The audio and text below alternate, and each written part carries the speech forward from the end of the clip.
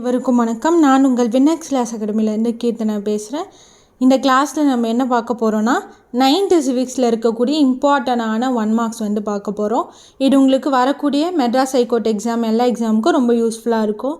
இது வரைக்கும் நம்ம சேனலை யார் சப்ஸ்கிரைப் பண்ணி வச்சுக்கோங்க. அப்போ தான் நம்ம தொடர்ச்சியாக போடக்கூடிய எல்லா வீடியோஸும் உங்களுக்கு நோட்டிஃபிகேஷனாக சேரும். பாலிட்டி ரொம்ப இம்பார்ட்டன்ட். அதுவும் 9th 10th பாலிட்டி எல்லா எக்ஸாம்லேயும் ரொம்ப இம்பார்ட்டண்ட்டாக கேட்பாங்க. அதில் இருக்கிறது தான் இன்றைக்கி பார்க்க போகிறோம். ஃபஸ்ட்டு இந்திய அரசியலமைப்பு ஃபஸ்ட்டு 2 கொஸ்டின் ரொம்ப இம்பார்ட்டண்டான கொஸ்டின். என்ன அப்படின்னா, எப்போ நம்ம இந்தியன் கான்ஸ்டியூஷனை ஏற்றுக்கொள்ளப்பட்டது அப்படின்னு கேட்பாங்க.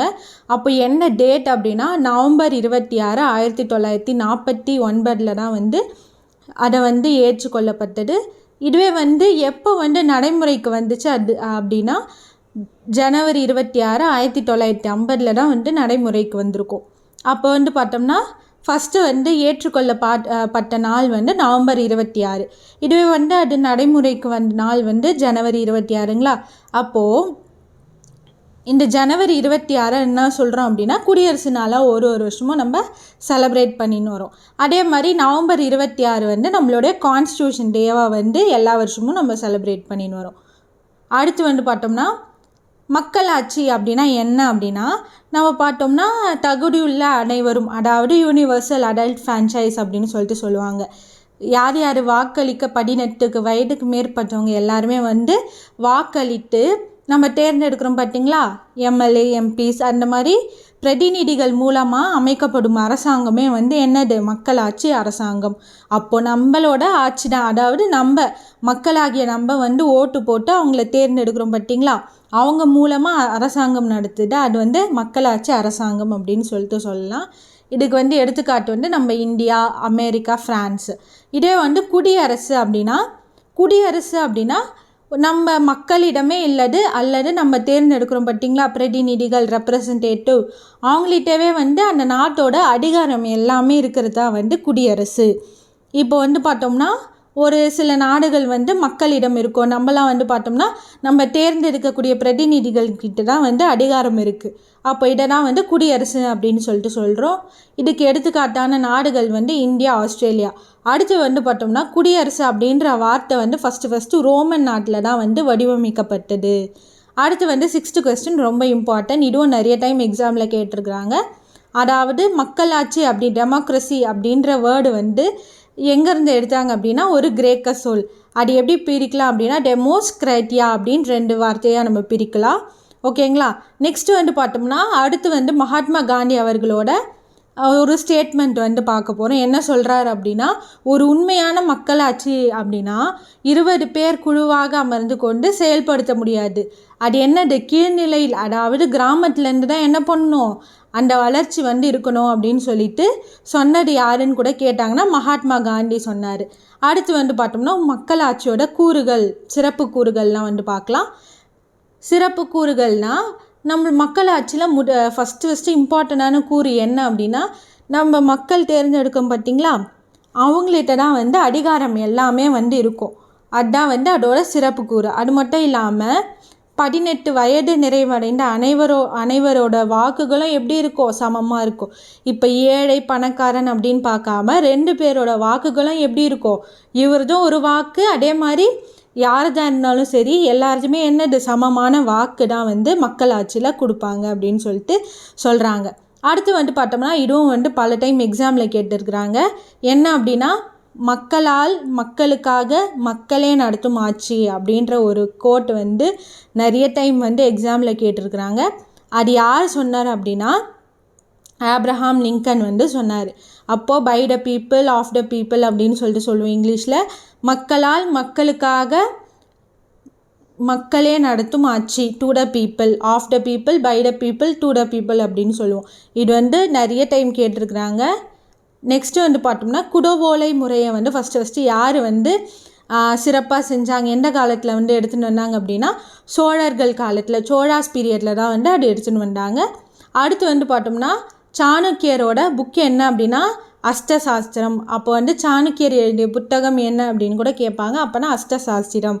அதுக்கப்புறமா அந்த அஷ்டசாஸ்திரத்தில் என்ன சொல்கிறாங்க அப்படின்னா, கிராம குழுக்கள் வந்து பார்த்தோம்னா உள்ளாட்சி அமைப்போட அடிப்படையாக இருந்திருக்கு அப்படின்னு சொல்லிட்டு அந்த காலத்தில் பண்டைய காலத்தில் இருந்தனர் அப்படின்னு சொல்லிட்டு சாணக்கியர் எழுதி அஷ்டசாஸ்திரம் அப்படின்ற நூலில் வந்து அவர் கூறுறாரு. நெக்ஸ்ட்டு வந்து மக்களாட்சி 2 வகைப்படும். ஒன்று நேரடி, மறைமுகம்.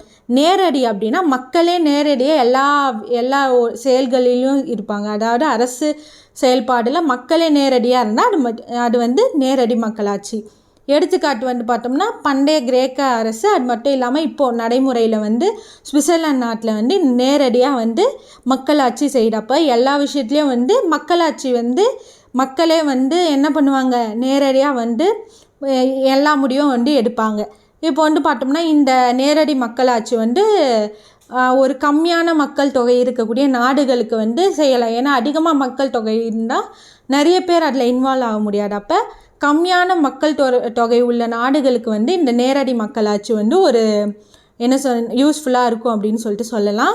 அடுத்து வந்து பார்த்தோம்னா மறைமுக மக்களாட்சினா, இப்போ வந்து நேரடியாக மக்கள் வந்து தலையிடாமல் நாம் தேர்ந்தெடுத்தோம் பார்த்திங்களா பிரதிநிதிகள், அவங்க வந்து என்ன பண்ணுவாங்க அப்படின்னா இந்த விஷயங்களில் எல்லா அரசாங்க முறைகளில் எல்லாத்துலேயும் வந்து கலந்து அவங்க வந்து எடுக்கக்கூடிய முடிவுகள் வந்து மறைமுக மக்களாட்சி. இதுக்கு வந்து எடுத்துக்காட்டு வந்து பார்த்தோம்னா இந்தியா, அமெரிக்கா, இங்கிலாந்து அந்த மாதிரி நாடுகள் சொல்லலாம். அதுக்கப்புறமா வந்து பார்த்தோம்னா நம்ம இந்தியா வந்து மக்களாட்சி முறையை வந்து கொண்டுள்ள நாடு அப்படின்னு சொல்லிட்டு சொல்லலாம். அது மட்டும் இல்லாமல் உலகிலே மிகப்பெரிய ஜனநாயக நாடும் என்னது, இந்தியா தான். உலகிலேயே மிக நீண்ட எழுதப்பட்ட அரசியல் சாசனம் அப்படின்னா நம்மளுடைய இந்திய அரசியலமைப்பு அப்படின்னு சொல்லிட்டு சொல்லலாம். நெக்ஸ்ட்டு வந்து பார்த்தோம்னா மக்களாட்சி. இந்தியாவில் இருக்கக்கூடிய மக்களாட்சியோட அடிப்படை கொள்கைகள் வந்து பார்த்தோம்னா 5 என்னென்ன அப்படின்னு சொல்லிட்டு பார்த்தோம்னா, இதுவும் வந்து என்ன அப்படின்னா நம்ம முகவுரையில் வந்து கொடுத்துருப்பாங்க.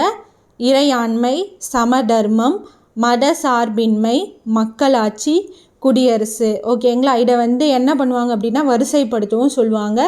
இல்லைனா எது வந்து 5 கொள்கைகள் அப்படின்னு கேட்டாங்கன்னா ஃபஸ்ட்டு இறையாண்மை, சமதர்மம், மத சார்பின்மை, மக்களாட்சி, அதுக்கப்புறமா குடியரசு. நெக்ஸ்ட்டு வந்து பார்த்தோம்னா இந்தியாவோட நாடாளுமன்றம் கட்டிடம் இருக்குது பார்த்தீங்களா. இப்போ வந்து புது கட்டிடத்துக்கு மாறிட்டாங்க. இதுக்கு முன்னாடி இருந்த நாடாளுமன்ற கட்டிடம் வந்து பார்த்தோம்னா 1912-13 ஆண்டு வந்து பார்த்தோம்னா எட்வின் லூட்டியன்ஸ் அதுக்கப்புறமா பேக்கர் அப்படின்ற 2 பேர் வந்து என்ன பண்ணாங்கன்னா வடிவமைச்சிருப்பாங்க. அதை வந்து எப்போ ஸ்டார்ட் பண்ணியிருப்பாங்க அப்படின்னா கட்டடத்தை 1921. எப்போ வந்து முடிச்சிருப்பாங்க அப்படின்னா நாடாளுமன்ற கட்டிடம் 1927. நெக்ஸ்ட்டு நாடாளுமன்றம் வந்து பார்த்தோம்னா 2 அவை என்ன அப்படின்னா லோக்சபா, ராஜ்யசபா. இந்த வந்து அடங்கியது தான் வந்து பார்த்தோம்னா நாடாளுமன்றம் அப்படின்னு சொல்லிட்டு சொல்லலாம். அதுக்கப்புறமா வந்து நம்ம சுதந்திரம் அடைஞ்சோம் பார்த்திங்களா 1947 அப்புறமா 1950 வந்து அரசியலமைப்பு வந்து நடைமுறைக்கு வந்துச்சு. எந்த டேட்டு, ஜனவரி 26, 1950 வந்து நடைமுறைக்கு வந்துச்சு பார்த்திங்களா. அதுக்கப்புறமா வந்து இந்தியாவோட முதல் பொது தேர்தல் வந்து எப்போ ஸ்டார்ட் ஆச்சு அப்படின்னா 1951 அக்டோபர் 25 ஸ்டார்ட் ஆகி 1952 February 21 வரைக்கும் நம்ம நாட்டில் பல்வேறு கட்டங்களாக நடந்துச்சு. அந்த தேர்தலில் வந்து பார்த்தோம்னா மொத்தம் சீட்டில் 489 சீட்டுகளில் தேசிய காங்கிரஸ், அதாவது இந்திய தேசிய காங்கிரஸ் INC அப்படின்னு சொல்லிட்டு சொல்லுவோம் பார்த்திங்களா, அது வந்து மொத்தம் வந்து 364 இடங்களில் வந்து கைப்படுத்தி வெற்றியை வந்து பெற்றது அப்படின்னு சொல்லிட்டு சொல்லலாம். அப்போது வந்து பார்த்தோம்னா காங்கிரஸ் சார்பாக வந்து பிரதமர் ஜவஹர்லால் நேரு வந்து என்ன பண்ணார் அப்படின்னா மக்களால் தேர்ந்தெடுக்கப்பட்ட முதல் பிரதமர் அப்படின்னு கேட்டாங்கன்னா ஜவஹர்லால் நேரு அவர்கள் மட்டும்தான். ஓகேங்களா? 1964 வரைக்கும் வந்து அவர் வந்து பிரதமராக இருந்திருப்பார். அதுக்கப்புறமா நெக்ஸ்ட்டு வந்து 1921 வந்து நம்ம சென்னை மாகாணத்தில் வந்து பொது தேர்தல் நடந்திருக்கும். அதில் வந்து பெண்களுக்கு வந்து நம்ம வாக்குரிமை வந்து வழங்கியிருப்போம். ஓகேங்களா? நெக்ஸ்ட்டு வந்து இப்போது வந்து தேர்தல் பற்றி பார்க்க போகிறேன். இம்பார்ட்டண்டான பாயிண்ட்ஸு. இப்போ தான் ரீசெண்டாக வந்து லோக்சபா எலெக்ஷன் வந்து முடிஞ்சிச்சு. அதனால் அது ரிலேட்டடாக வந்து கொஸ்டின்ஸ் கூட கேட்கலாம். அப்போ வந்து பார்த்தோம்னா இந்திய தேர்தல் முறை வந்து நம்ம எந்த கண்ட்ரியை வந்து ஃபாலோ பண்ணுறோம் அப்படின்னா இங்கிலாண்டை வந்து ஃபாலோ பண்ணுறோம். நெக்ஸ்ட்டு வந்து பார்த்தோம்னா நம்ம இந்திய அரசியலமைப்பில் எங்கே வந்து பார்த்தோம்னா தேர்தல் அப்படின்னு சொல்லிட்டு இருக்குது அப்படின்னா 15வது பகுதியில் தான் வந்து தேர்தல் அப்படின்னு சொல்லிட்டு இருக்குது. அப்புறமா வந்து எந்த ஆர்டிக்கல் வந்து தேர்தலை பற்றி சொல்லுது அப்படின்னா 324 to 329 வரைக்காலம் வந்து பார்த்தோம்னா ஆர்டிக்கல் வந்து எலெக்ஷன் பற்றி சொல்லுது. அதுலேயும் முக்கியமாக ஃபஸ்ட் ஆர்டிக்கலான 324 என்ன சொல்லுதுன்னா, இந்தியாவில் வந்து பார்த்தோம்னா தன்னாட்சியான தேர்தல் ஆணையம் அமைக்க வழிவகை செய்கிறது அப்படின்னு சொல்லிட்டு சொல்லலாம். அதன் மூலமாக வந்து தேர்தல் ஆணையம் வந்து இந்தியாவில் அமைச்சாங்க. அந்த தேர்தல் ஆணையம் வந்து பார்த்தோம்னா 2ஆக பிரிக்கலாம். ஒன்று வந்து பார்த்தோம்னா அதில் தேர்தல் ஆணையர், தலைமை தேர்தல் ஆணையர் அப்படின்னு சொல்லிட்டு ஒருத்தர் இருப்பாங்க.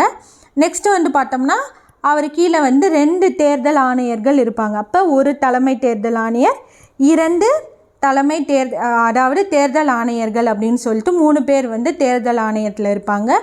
நெக்ஸ்ட்டு வந்து பார்த்தோம்னா இந்திய அளவில் வந்து யார் வந்து அரசாங்கத்தின் தலைவர் அப்படின்னா பிரதமர் தான் வந்து அரசாங்கத்தின் தலைவர். நெக்ஸ்ட்டு வந்து பார்த்தோம்னா ஜனவரி டேட்ஸும் ரொம்ப இம்பார்ட்டன்ட். ஏன்னா குரூப் 4லேயும் நம்ம பார்த்தோம் டேட் சம்மந்தமாக கொஸ்டின்ஸும் வந்து கேட்குறாங்க. அப்போ எப்போ வந்து தேசிய வாக்காளர் தினம் அப்படி ஓட்டர்ஸ் டே எப்போ அப்படின்னா ஜனவரி 25. நெக்ஸ்ட்டு வந்து பார்த்தோம்னா நோட்டா அப்படின்னு சொல்லிட்டு கேள்விப்பட்டிருக்கோம். அந்த நோட்டானா என்ன அப்படின்னு விரிவாக்கம் கூட கேட்பாங்க, அப்ரிவேஷன். நோட்டா அப்படின்னா மேற்கண்ட எவரும் இல்லை, அதாவது நன் ஆஃப் தி அபவ் அப்படின்னு சொல்லிட்டு அர்த்தம். எப்போ வந்து ஃபஸ்ட்டு நோட்டாவை வந்து அறிமுகம் செய்கிறாங்க அப்படின்னா 2014 எலெக்ஷனில் தான் வந்து இதை வந்து அறிமுகம் செய்கிறாங்க. நம்ம வந்து 2014 அறிமுகம் செஞ்சோம் பார்த்திங்களா, 8வது உலகத்திலே 8வது நாடு அப்படின்னா 14th கண்ட்ரி, அதாவது 2014 ஞாபகம் வச்சுக்கோங்க, 14வது கண்ட்ரி அப்படின்னு சொல்லிட்டு சொல்லலாம். அடுத்து வந்து பார்த்தோம்னா வாக்காளர்கள் சரிபார்க்கும் காகித தணிக்கை சோதனை, அதாவது விவிபேட் அப்படின்னு சொல்லிட்டு சொல்லுவோம் பார்த்திங்களா. அது வந்து எப்போ வந்து ஃபஸ்ட்டு அறிமுகம் செய்கிறாங்கன்னா இதுவும் 2014 பொது தேர்தலில் தான் வந்து அறிமுகம் செய்கிறாங்க. என்ன அப்படின்னா ஓட்டிங் மிஷின், அதாவது பக்கத்தில் சைடில் வந்து பார்த்தோம்னா என்ன இதுக்கு வந்து நம்ம ஓட்டு பண்ணியிருக்கிறோம் அப்படின்னு சொல்லிட்டு பேர் வரும். நம்ம வாக்காளர் என்ன பண்ணலாம், நம்ம அந்த கட்சிக்கு தான் வந்து கரெக்டாக வந்து ஓட்டு போட்டுக்கிறோமா அப்படின்னு சொல்லிட்டு சரி பார்க்கலாம். அதை வந்து 2014 வந்து அறிமுகம் செய்கிறாங்க. இந்தியாவில் 2 வகையான தேர்தல்கள் இருக்குது. ஒன்று வந்து நேரடி, இன்னொன்று மறைமுக தேர்தல். அதாவது நம்ம நேரடியாக வந்து யாரைனா வந்து வாக்களித்து அவங்கள செலக்ட் பண்ணுறோன்னா நேரடி தேர்தல். மறைமுகம்னா நம்ம ஓட் போட்டோம் பார்த்திங்களா, அவங்கெல்லாம் சேர்ந்து இன்னொரு தேர்தலில் பங்கேற்று அவங்க வந்து பார்த்தோம்னா ஓட்டு போட்டு செலக்ட் பண்ணுவாங்க பார்த்திங்கன்னா, அது வந்து மறைமுக தேர்தல். அதாவது நேரடினா மக்கள் வந்து நேரடியாக பங்கு பெறுவாங்க. மறைமுகம்னா நம்ம தேர்ந்தெடுத்த பிரதிநிதிகள் வந்து வாக்களித்து அவங்க வந்து பங்கு பெறுவாங்க. அப்போ வந்து பார்த்தோம்னா மறைமுக தேர்தலுக்கு வந்து எடுத்துக்காட்டு வந்து பார்த்தோம்னா குடியரசுத் தலைவர் தேர்தல். ஏன்னா வந்து அதில் வந்து மக்கள் வந்து யாருமே வந்து ஓட் போட மாட்டாங்க. எப்படி ஓட் போடுவாங்கன்னா நம்ம தேர்ந்தெடுத்தோம் பார்த்திங்களா ரெப்ரசன்டேட்டிவ்ஸ், அவங்க எல்லாம் ஓட்டு போடுவாங்க. அப்போ இது வந்து மறைமுக தேர்தல் அப்படின்னு சொல்லிட்டு சொல்லலாம். நேரடி தேர்தல்னால் நிறைய தேர்தல் சொல்லலாம். நம்ம சட்டமன்ற தேர்தலுக்கு, எம்எல்ஏஸ்க்கு, நெக்ஸ்ட் வந்து பார்த்தோம்னா லோக்சபா எம்பி, அது எல்லாமே வந்து நேரடி தேர்தல். அடுத்து வந்து பார்த்தோம்னா இந்திய குடியரசுத் தலைவர் வந்து பார்த்தோம்னா எப்படி வந்து தேர்ந்தெடுக்கிறாங்க அப்படின்னா தேர்தல் குழுமம் அப்படின்ற முறையில் தான் வந்து தேர்ந்தெடுக்கிறாங்க. அதாவது யார் வந்து இதில் வந்து ஓட்டில் வந்து பங்கு பெறுவாங்க குடியரசுத் தலைவர் ஓட்டில் அப்படின்னா பாராளுமன்ற இரு அவையிலும் தேர்ந்தெடுக்கப்பட்ட உறுப்பினர்கள். ஓகேங்களா, செலக்ட் பண்ணுறோம் பார்த்திங்களா, மக்களால் தேர்ந்தெடுக்கப்பட்ட உறுப்பினர்கள். அது மட்டும் இல்லாமல் இந்தியாவில் இருக்கக்கூடிய அனைத்து மாநிலங்கள், அதாவது 28 மாநிலம், 8 யூனியன் பிரதேசத்தில் இருக்கக்கூடிய சட்டமன்ற உறுப்பினர்கள். 8க்குமே வந்து யூனியன் பிரதேசத்துக்கு வந்து என்ன இருக்காது, சட்டமன்றம் இருக்காது. ஒரு சில இதுக்கு தான், இப்போ டெல்லி, பாண்டிச்சேரி, லடாக் மாதிரி அந்த மாதிரி பிளேஸுக்கு தான் வந்து என்ன இருக்கும், நம்மளுடைய சட்டமன்றம் இருக்கும். அப்போ வந்து பார்த்தோம்னா 28 மாநிலம், 4 யூனியன் டெரிட்டரி இருக்கக்கூடிய சட்டமன்ற உறுப்பினர்கள் என்ன பண்ணுவாங்க, தேர்தலில் பங்கு பெறுவாங்க. யார் வந்து தேர்தலில் இடம்பெற மாட்டார்கள் அப்படின்னா இப்போ வந்து பார்த்தோம்னா லோக்சபா, ராஜ்யசபா அது மாதிரி இருக்குது பார்த்திங்களா. அதே மாதிரி நம்மளுடைய மாநிலத்துலேயும் வந்து மேலவை கீழவைன்னு இருக்குது. நம்மளுடைய தமிழ்நாட்டில் வந்து கீழவை தான் இருக்குது, மேலவை வந்து கழிச்சிட்டாங்க. ஒரு சில மாநிலத்தில் இருக்கும். அப்போ வந்து பார்த்தோம்னா ஒரு சிலத்தில் வந்து இப்போ வந்து ஆங்கிலோ இந்தியன் அவங்களெல்லாம் வந்து நியமன உறுப்பினர்கள்னு சொல்லிட்டு சொல்லுவோம் பார்த்திங்களா. அவங்க எல்லாருமே வந்து இந்த குடியரசுத் தலைவர் தேர்தலில் வந்து பங்கு பெற மாட்டார்கள். அப்போ நியமன உறுப்பினர்கள் பங்கு பெற மாட்டார்கள். அடுத்து வந்து பார்த்தோம்னா ஒரு அரசியல் கட்சி அப்படின்னா என்ன அப்படின்னா மக்களுக்கும் அரசாங்கத்துக்கும் ஒரு பாலமாக இருக்கிறது தான் வந்து அரசியல் கட்சி அப்படின்னு சொல்லிட்டு சொல்லலாம். அரசியல் கட்சியில் ஒரு 3 அங்கங்கள் வந்து முக்கியமாக சொல்லலாம். என்ன அப்படின்னா, அடுக்கு தலைவர், நெக்ஸ்ட் வந்து செயற்குழு உறுப்பினர்கள் இருக்கணும், தொண்டர்கள். இது மூணுமே தான் வந்து ஒரு அரசியல் கட்சி இருக்குன்னா அதோட அங்கங்கள் அப்படின்னு சொல்லிட்டு சொல்லலாம். கட்சி முறை வந்து 3 வகைப்படும். ஒரு கட்சி முறை, 2 கட்சி முறை, பல கட்சி முறை. ஒரு கட்சினா வந்து ஒரே ஒரு ஆளும் கட்சி மட்டும்தான் இருக்கும்பா, வேறு எந்த எதிர்கட்சிகளும் இல்லை அப்படின்னா அது வந்து ஒரு கட்சி முறை. எக்ஸாம்பிள் வந்து சீனா, கியூபா அப்படின்னு சொல்லிட்டு சொல்லலாம். இரு கட்சி முறை அப்படின்னா 2 முக்கிய கட்சிகள் மட்டுமே வந்து எலெக்ஷனில் என்ன பண்ணுவாங்க, போட்டியிடுவாங்க. அப்போ வந்து இதுக்கு எடுத்துக்காட்டு என்னென்னா, அமெரிக்கா, இங்கிலாந்துலலாம் வந்து பார்த்தோம்னா 2 கட்சி முறை தான் வந்து நடக்குது. அப்போ 2 கட்சி தான் இருக்கும், அவங்க என்ன பண்ணுவாங்க, எலெக்ஷனில் வந்து போட்டியிடுவாங்க. பல கட்சி முறைனா நிறைய 2க்கும் மேற்பட்ட கட்சிகள் வந்து இருந்துச்சுன்னா அது பல கட்சி முறை. நம்ம இந்தியா சொல்லலாம் இதுக்கு எடுத்துக்காட்டு. நெக்ஸ்ட் வந்து பார்த்தோம்னா வந்து ஃப்ரான்ஸு, இந்த மாதிரி கண்ட்ரீஸ்லாம் வந்து பல கட்சி முறைக்கு வந்து எடுத்துக்காட்டு அப்படின்னு சொல்லிட்டு சொல்லலாம். அடுத்து வந்து பார்த்தோம்னா, இந்தியாவில் உள்ள அரசியல் கட்சிகள் 2 முக்கிய பிரிவாக நம்ம வகைப்படுத்தலாம். என்ன அப்படின்னா, தேசிய கட்சிகள், மாநில கட்சிகள். ஒரு சில கட்சிகள் வந்து தேசிய கட்சிகள் அப்படின்னு சொல்லிட்டு இருக்கும். நெக்ஸ்ட்டு ஒரு சில கட்சிகள் வந்து மாநில கட்சிகள் அப்படின்னு சொல்லிட்டு மாநிலத்திலே வந்து என்ன பண்ணுவாங்க, அவங்க செயல்படுவாங்க. அடுத்து வந்து பார்த்தோம்னா, மனித உரிமை நாள் வந்து எப்போ வந்து செலிப்ரேட் பண்ணுறோன்னா, டிசம்பர் 10ஆம் தேதி செலிப்ரேட் பண்ணுறோம். அடுத்து ஐநா சபை நாள் வந்து பார்த்தோம்னா அக்டோபர் 24. இப்போ வந்து பார்த்தோம்னா 1948 டிசம்பர் 10ஆம் தேதி வந்து பார்த்தோம்னா பாரிஸில் வந்து ஐநா சபை பொதுக்கூட்டம் வந்து நடந்திருக்கும். அப்போ வந்து என்ன பண்ணாங்க அப்படின்னா, மனித உரிமை பேரறிக்கை வந்து வெளியிட்டாங்க. அதனால தான் வந்து இந்த டிசம்பர் 10ஆம் தேதியை வந்து நம்ம என்ன சொல்கிறோம், மனித உரிமை நாள் அப்படின்னு சொல்லிட்டு சொல்கிறோம். அப்போ வந்து பார்த்தோம்னா எப்போ வந்து மனித உரிமை பேரறிக்கை ஆவணம் அப்படின்னு சொல்லிட்டு சொல்லுவோம். அது வந்து எப்போ வெளியிட்டாங்க அப்படின்னு கேட்டாங்கன்னா 1948 டிசம்பர் 10ஆம் தேதி. நெக்ஸ்ட்டு வந்து பார்த்தோம்னா, இந்த மனித உரிமை பேரறிக்கையில் எத்தனை உறுப்புகள், அதாவது சரத்துகள் எவ்வளோ இருக்குது அப்படின்னா 30 உறுப்புகள் இருக்குது அப்படின்னு சொல்லிட்டு சொல்லலாம். அடுத்து இந்தியாவில் வந்து எத்தனை அடிப்படையான உரிமைகள் இருக்குது அப்படின்னா 6 அடிப்படையான உரிமைகள் வந்து இருக்குது. இதுக்கு முன்னாடி வந்து பார்த்தோம்னா 7 இருந்துச்சு. இப்போ வந்து என்ன பண்ணிட்டாங்க, சொத்துரிமையை வந்து எடுத்துட்டாங்க. அதனால் 6 உரிமைகள் இருக்குது. ஓகேங்களா. அப்போது அடிப்படை உரிமைகளில் ஃபஸ்ட்டு வந்து சமத்துவ உரிமை, சுதந்திர உரிமை, சுரண்டலுக்கு எதிரான உரிமை, அப்புறமா வந்து சமய உரிமை, பண்பாடு மற்றும் கல்வி உரிமைன்னு சொல்லலாம். கடைசியாக வந்து பார்த்தோம்னா அரசியலமைப்பு வழிகாட்டும் நெறிமுறை அப்படின்னு சொல்லிட்டு சொல்லுவோம்.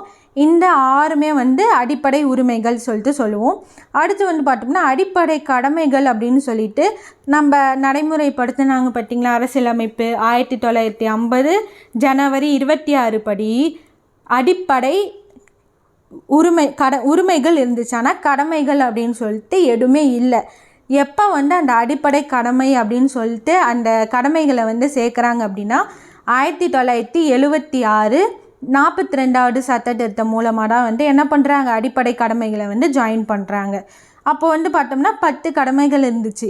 இப்போ வந்து பார்த்தோம்னா 11 கடமைகள் இருக்குது. என்ன பண்ணியிருப்பாங்க அப்படின்னா, ஒரு கடமை வந்து எக்ஸ்ட்ராவாக வந்து கல்வி கடமை வந்து சேர்த்துருப்பாங்க 11வது கடமையாக.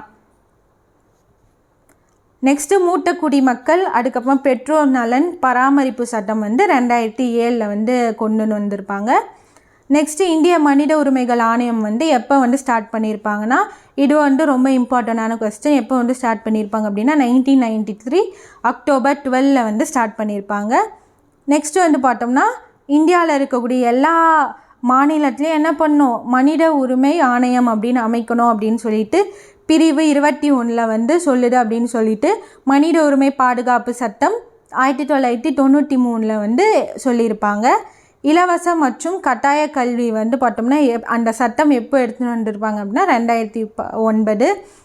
நெக்ஸ்ட்டு வந்து பார்த்தோம்னா நம்ம கான்ஸ்டியூஷனில் பிரிவு ஆர்டிக்கல் 21A என்ன சொல்லியிருப்பாங்கன்னா 6 to 14 ஏஜில் இருக்கக்கூடிய குழந்தைங்களுக்கு வந்து அரசு வந்து இலவச மற்றும் கட்டாய கல்வி வந்து வழங்கணும் அப்படின்னு சொல்லியிருப்பாங்க. நெக்ஸ்ட்டு வந்து பார்த்தோம்னா மனித உரிமைக்காக வந்து இதே மாதிரி கல்விக்காக வந்து பாகிஸ்தானை சார்ந்த மலாலா வந்து போராடியிருப்பாங்க. அதுக்காக அவங்களுக்கு வந்து 2014 வந்து என்ன கிடச்சிருக்கோம், அமைதிக்கான நோபல் பிரைஸ் வந்து வாங்கியிருப்பாங்க.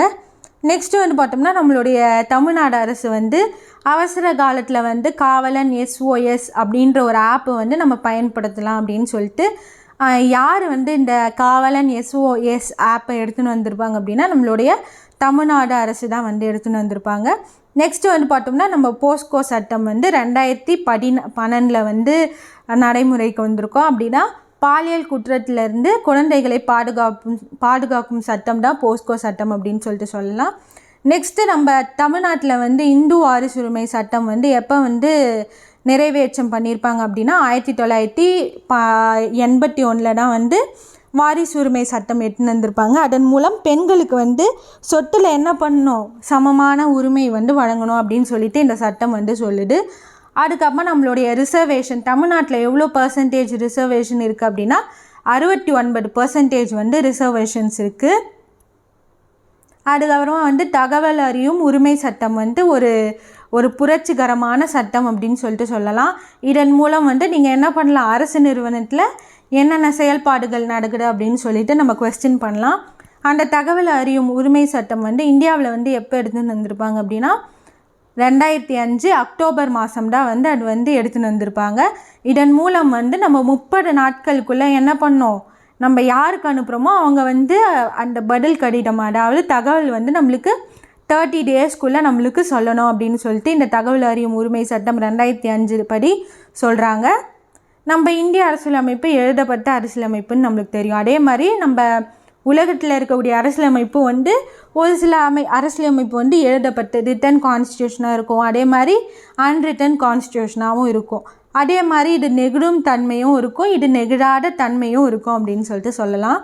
அடுத்து வந்து பார்த்தோம்னா நம்ம மத்திய மாநில அரசில் வந்து ஒரு 3 முக்கியமான உறவுகள் வந்து சொல்லுவோம். சட்டமன்ற உறவுகள், நிர்வாக உறவுகள், நீதித்துறை. அதாவது சட்டமன்ற உறவுகளை பற்றி என்ன சொல்கிற ஆர்டிக்கல் அப்படின்னா ஆர்டிக்கல் 245 255 வரைக்கும் சொல்லுது. நிர்வாகம் ஓகேங்களா, அட்மினிஸ்ட்ரேஷன் பற்றி ஆர்டிக்கல் வந்து 256 263 வரைக்கும் சொல்லுது. நிதி உறவுகள் ஜுடிஷியரி பற்றி என்ன சொல்லுது அப்படின்னா 268 to 294 வரைக்கும் வந்து நம்மளுடைய ஜுடிஷியரி பற்றி வந்து ஆர்டிக்கல் வந்து சொல்லுது. அடுத்து வந்து பார்த்தோம்னா நெக்ஸ்ட்டு வந்து பார்த்தோம்னா நம்மளுடைய மத்திய பட்டியல், மாநில பட்டியல், அதுக்கப்புறமா வந்து பொது பட்டியல் அப்படின்னு சொல்லிட்டு 3 இருக்குது. அதில் வந்து ஃபஸ்ட்டு பார்த்தோம்னா மத்திய பட்டியல், அதாவது சென்ட்ரல் கவர்மெண்ட் இருக்குது பார்த்திங்களா. அந்த இதில் வந்து எவ்வளோ லிஸ்ட் இருக்குது அப்படின்னா 11, அதாவது 100 துறைகள் வந்து அதில் இருக்குது. என்னென்ன துறை அப்படின்னா முக்கியமாக வெளியுறவுத்துறை, பாதுகாப்பு, ஆயுதப்படை, இது எல்லாமே தொலைத்தொடர்பு துறை, இது எல்லாமே நம்மளுடைய மத்திய பட்டியலில் இருக்குது அப்படின்னு சொல்லிட்டு சொல்லலாம்.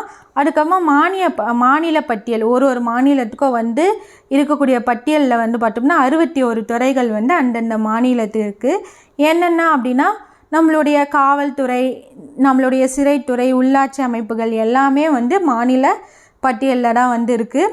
அடுத்து வந்து பார்த்தோம்னா பொது பட்டியல், ரெண்டுமே சமமாக வந்து இருக்கக்கூடிய, அதாவது பொது பட்டியல் அப்படின்னா கன்கரண்ட் லிஸ்ட்டு, இது வந்து ஸ்டேட் லிஸ்ட்டும் இல்லை, இது வந்து சென்ட்ரல் லிஸ்ட்டும் இல்லை, ரெண்டுத்துக்கும் பொதுவாக இருக்கக்கூடிய லிஸ்ட் வந்து பார்த்தோம்னா 52 துறைகள் இருக்குது. என்னென்ன அப்படின்னா மக்கள் தொகை கட்டுப்பாடு, அதுக்கப்புறமா செய்தித்தாள், குற்றவியல் மற்றும் சிவில் நடைமுறைகள், இது எல்லாமே வந்து நம்மளுடைய பொது பட்டியலில் இருக்குது அப்படின்னு சொல்லிட்டு சொல்லலாம். நெக்ஸ்ட் வந்து பார்த்தோம்னா மொத்த தேசிய மகிழ்ச்சி, அதாவது கிராஸ் ஹாப்பினஸ் இண்டெக்ஸை வந்து பார்த்தோம்னா பூட்டான் அரசின் அரசியல் அமைப்பில் வந்து இந்த கருத்து வந்து இருந்திருக்கு அப்படின்னு சொல்லிட்டு சொல்கிறாங்க. எப்போ வந்து அதை நடைமுறைப்படுத்துகிறாங்க அப்படின்னா ஜூலை 18, 2008 தான் வந்து அதை வந்து நடைமுறைப்படுத்துகிறாங்க. நெக்ஸ்ட்டு உள்ளாட்சி அமைப்புகளின் தந்தை அப்படின்னு யாரை சொல்லுவோம் அப்படின்னா ரிப்பன் பிரபுவை தான் வந்து உள்ளாட்சி அமைப்பின் தந்தை அப்படின்னு சொல்லிட்டு சொல்லுவோம். இதுவும் ரொம்ப இம்பார்ட்டண்டான கொஸ்டின்.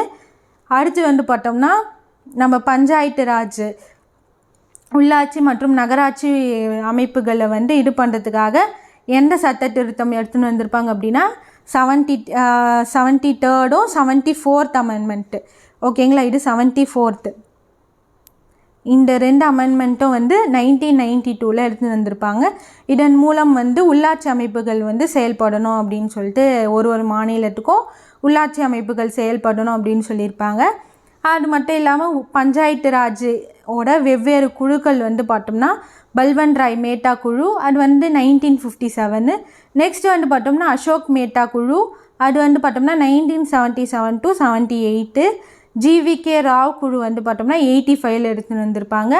சிங்வி எல்எம் சிங்வி குழு அப்படின்னு சொல்லிட்டு சொல்லுவோம், அதை வந்து 1986. அப்போ இந்த 4 குழுவும் வந்து பஞ்சாயத்து ராஜ் பற்றி ஒரு கட்டத்தில் என்ன மாதிரி செயல்பாடு வந்து செய்யலாம் அப்படின்னு சொல்லிட்டு ஆய்வு பண்ணுறதுக்கு எடுத்துன்னு வந்திருப்பாங்க. நெக்ஸ்ட் வந்து பார்த்தோம்னா நம்ம தமிழ்நாடு பஞ்சாயத்து ராஜ் சட்டம் எப்போ இது பண்ணியிருப்பாங்க அப்படின்னா 1996 தான் வந்து இது பண்ணியிருப்பாங்க. அதை வந்து எடுத்துன்னு வந்திருப்பாங்க. ஒரு வருஷத்தில் வந்து கிராம சபை கூட்டம் வந்து எத்தனை முறை நடைபெறணும் அப்படின்னா 6 முறை. ஓகேங்களா, இதுக்கு முன்னாடி 4 அப்படின்னு சொல்லிட்டு இருந்துச்சு. இப்போ வந்து என்ன பண்ணியிருக்கிறாங்க, 2 வந்து இன்க்ரீஸ் பண்ணியிருக்கிறாங்க. குடியரசு தினம் அதாவது ஜனவரி 26, உழைப்பாளர் தினம் மே 1, நெக்ஸ்ட் வந்து பார்த்தோம்னா இண்டிபெண்டன்ஸ் டே ஆகஸ்ட் 15, நெக்ஸ்ட் வந்து காந்தி ஜெயந்தி அக்டோபர் 2, அதுக்கப்புறமா என்னன்னா உள்ளாட்சி தினம் நவம்பர் 1, உலக தண்ணீர் தினம் மார்ச் 22. இது 2 வந்து எக்ஸ்ட்ராவாக வந்து எடுத்துன்னு வந்தாங்க. இதுக்கு முன்னாடி வந்து பார்த்தோம்னா 4 இருந்துச்சு. ஆனால் இப்போ கொஸ்டின் கேட்டாங்கன்னா எத்தனை முறை வந்து கிராம சபை கூட்டம் வந்து நடைபெறணும் அப்படின்னா 6 டைம்ஸ். நெக்ஸ்ட் வந்து பார்த்தோம்னா நகராட்சி, அதாவது நகர்ப்புறத்தில் இருக்கக்கூடிய உள்ளாட்சி அமைப்புகளை வந்து 3 விதமாக நம்ம சொல்லலாம். ஒன்று பேரூராட்சி, இன்னொன்று நகராட்சி, இன்னொன்று மாநகராட்சி. 3 வந்து நம்ம நகரில் இருக்கக்கூடிய உள்ளாட்சிகள் அப்படின்னு சொல்லிட்டு சொல்லலாம். நெக்ஸ்ட் வந்து முக்கியமாக வந்து யார் வந்து கிராம சுயராஜ்யம் வேணும் அப்படின்னு சொல்லிட்டு நினச்சிருப்பார் அப்படின்னா காந்தி தான் வந்து சொல்லியிருப்பார். ஏன்னா அவர் தான் வந்து கிராமம் தான் நம்மளுடைய முதுகெலும்பு அப்படின்னு சொல்லிட்டு கிராமத்தோட வளர்ச்சி தான் உண்மையான வளர்ச்சி அப்படின்லாம் சொல்லியிருப்பார். அப்போ வந்து கிராமத்தில் வந்து சுயராஜ்யம் வேணும் அப்படின்னும் சொல்லிட்டு யார் ஃபஸ்ட்டு சொல்லியிருப்பார் அப்படின்னா காந்தியடிகள் தான் வந்து சொல்லியிருப்பார். நெக்ஸ்ட்டு வந்து பார்த்தோம்னா நம்ம பெரியார் வந்து 1917 ஈரோடு நகராட்சியில் வந்து தலைவராக வந்து இருந்திருப்பார். அதுக்கப்புறமா என்ன பண்ணியிருப்பார் அப்படின்னா 1919 வந்து குழாய் மூலம் வந்து குடிநீரை வந்து விநியோகம் செஞ்சுருப்பார்.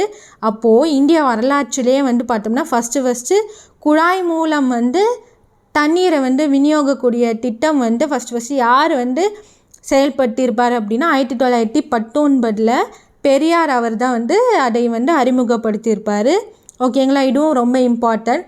எந்த வருஷம் வந்து பெரியார் வந்து நகராட்சி ஈரோடு நகராட்சியில் தலைவராக இருந்திருப்பார் அப்படின்னா 1917. ஓகேங்களா, நெக்ஸ்ட்டு வந்து எப்போ வந்து விநியோகம் செஞ்சுருப்பார் குழாய் மூலம் குடிநீர் அப்படின்னா 1919. ஓகேங்களா, இந்தியாவோட கூட்டாட்சி முறையை வந்து நம்ம என்ன சொல்லலாம் அப்படின்னா முக்கியமாக வந்து இது வந்து ஒரு எழுதப்பட்ட அரசியல் சாசனம் அப்படின்னு சொல்லலாம். நெக்ஸ்ட்டு வந்து பார்த்தோம்னா 2 அவைகள் இருக்குது. அதுக்கப்புறமா இரட்டை அரசாங்கம், அதாவது மத்திய அரசாங்கமும் நம்மளுடைய மாநிலங்களில் மாநில அரசாங்கமும் வந்து ஆட்சி புரியுது அப்படின்னு சொல்லிட்டு சொல்லலாம். அதுக்கப்புறமா அதிபர் மக்களாட்சிக்கு வந்து எடுத்துக்காட்டு வந்து பார்த்தோம்னா ரஷ்யா, இலங்கை, இந்த நாடுகள்லாம் எல்லாமே வந்து அதிபரோட மக்களாட்சி. அதிபர் தான் வந்து அங்கே என்ன இருப்பார், முக்கியமாக வந்து செயல்படுவார். ஆனால் நம்ம இந்தியாவில் வந்து பார்த்தோம்னா ஒரு பேரளவு தலைவராக மட்டும்தான் வந்து குடியரசுத் தலைவர் இருப்பார். உண்மையான தலைவர் அப்படின்னு சொல்லிட்டு நம்ம பிரதமர் அவர்களை தான் வந்து நம்ம சொல்லுவோம். ஏன்னா அவர் வந்து மக்களால் தேர்ந்தெடுக்கப்பட்டவர். அடுத்து வந்து பார்த்தோம்னா நெக்ஸ்ட்டு வந்து பார்த்தோம்னா பிரிவு ஆர்டிக்கல் 24 என்ன சொல்லுது அப்படின்னா 14 வயதிற்குட்பட்ட எந்த குழந்தையும் ஆபத்தான வேலையில் வந்து ஈடுபடக்கூடாது அப்படின்னு சொல்லிட்டு ஆர்டிக்கல் 24 சொல்லுது. நெக்ஸ்ட் வந்து பார்த்தோம்னா ஆர்டிக்கல் 45 என்ன சொல்லுது அப்படின்னா 14 வயது நிறைவடையும் வரை அதுக்குள்ளே வந்து பார்த்தோம்னா இலவச மற்றும் கட்டாய கல்வி வந்து வழங்கணும், அனைத்து குழந்தைகளுக்கும் வந்து வழங்கணும் அப்படின்னு சொல்லிட்டு ஆர்டிக்கல் 45 வந்து சொல்லுது. நெக்ஸ்ட் வந்து பார்த்தோம்னா கிராம உள்ளாட்சி தலைவர், அதுக்கப்புறமா பகுதி உறுப்பினர்கள் எல்லாமே வந்து மக்களால் வந்து நேரடியாக வந்து தேர்வு செய்வாங்க. அதுக்கப்புறமா வந்து பார்த்தோம்னா ஒரு கிராம ஊராட்சியும் வந்து பார்த்தோம்னா 500க்கு மேற்பட்ட மக்கள் இருந்துச்சுன்னா அந்த கிராமம் வந்து கிராம ஊராட்சியாக வந்து மாறும் அப்படின்னு சொல்லிட்டு சொல்லலாம். நெக்ஸ்ட்டு ஊராட்சி ஒன்றியம் அப்படின்னா பல ஊராட்சிகளை வந்து சேர்ந்தது தான் ஊராட்சி ஒன்றியம் அப்படின்னு சொல்லிட்டு சொல்லலாம். நெக்ஸ்ட்டு வந்து பார்த்தோம்னா முக்கியமாக வந்து பார்த்தோம்னா இந்த லாஸ்ட் 3 கொஸ்டின் ரொம்ப இம்பார்ட்டன்ட். ஏன்னா வந்து இந்த மக்கள் தொகை கேட்பாங்க. பேரூராட்சி அப்படின்னா 10,000 அதிகமான மக்கள் தொகை, அதாவது 10,000க்கு அதிகமாக மக்கள் தொகை இருந்துச்சுன்னா அதை வந்து பேரூராட்சி அப்படின்னு சொல்லிட்டு சொல்லலாம். இதுவே வந்து 1,00,000 அதிகமான மக்கள் தொகை இருந்துச்சு அப்படின்னா அதை வந்து நகராட்சி அப்படின்னு சொல்லிட்டு சொல்லலாம். ஓகேங்களா? 10,000 அப்படின்னா பேரூராட்சி, 1,00,000க்கு மேலே அப்படின்னா நகராட்சி. இதே வந்து பல லட்சம் மக்கள் தொகை இருந்துச்சுன்னா அதை வந்து என்ன சொல்லுவோம்? மாநகராட்சி அப்படின்னு சொல்லிட்டு சொல்லுவோம். அப்போ தற்போது நம்ம தமிழ்நாட்டில் எத்தனை மாநகராட்சி இருக்குது? 25 மாநகராட்சி வந்து இருக்குது அப்படின்னு சொல்லிட்டு சொல்லலாம். நம்ம இந்தியாவிலே ஃபஸ்ட்டு உருவான மாநகராட்சி எது அப்படின்னா நம்ம சென்னை மாநகராட்சி தான். வந்து 1988 வந்து ஃபஸ்ட்டு வந்து என்ன பண்ணியிருப்பாங்க? உருவான மாநகராட்சி அப்படின்னு சொல்லிட்டு சொல்லுவாங்க. நெக்ஸ்ட் வந்து பார்த்தோம்னா நிறைய மாநகராட்சி வந்து அப்படியே வந்து தரம் உயர்த்தின்னு வராங்க. அப்போ வந்து கடைசியாக வந்து எந்த மாநகராட்சியை வந்து 25வது மாநகராட்சி அப்படின்னு சொல்லியிருப்பாங்கன்னு சொல்லிட்டு கமெண்ட் செக்ஷனில் கமெண்ட் பண்ணுங்கள். இந்த வீடியோ உங்களுக்கு பிடிச்சிருக்கோன்னு நினைக்கிறேன். என்ன பண்ணுங்கன்னா நம்ம சேனலை இன்னும் யாரும் சப்ஸ்கிரைப் பண்ணலைன்னா சப்ஸ்கிரைப் பண்ணிவிட்டு லைக் பண்ணிடுங்க. நன்றி, வணக்கம்.